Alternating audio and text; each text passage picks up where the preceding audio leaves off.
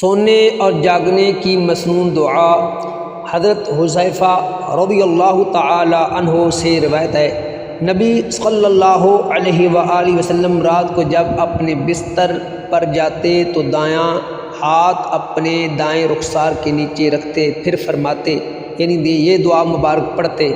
یہ دعا مبارک تلفظ کے ساتھ سماعت فرمائیں اور خوب پڑھنے کی کوشش کریں۔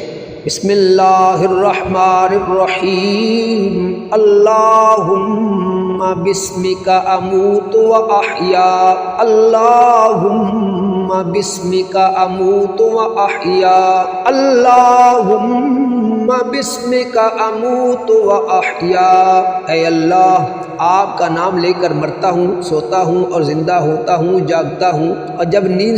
اور جب حضور نبی کریم علیہ السلام نیند سے بیدار ہوتے تو فرماتے یہ دعا مبارک بھی تلفظ کے ساتھ سماعت فرمائیں۔ الحمدللہ الذی احیانا بعدما اماتنا والیہ النشور، الحمدللہ الذی احیانا بعدما اماتنا والیہ النشور، الحمدللہ الذی احیانا بعدما اماتنا والیہ النشور۔ تمام تعریفیں اللہ تعالیٰ کے لیے ہے جس نے ہمیں مار کر زندگی بخشی اور ہم کو انہی کی طرف لوٹ کر جانا ہے۔ صدق اللہ العظیم۔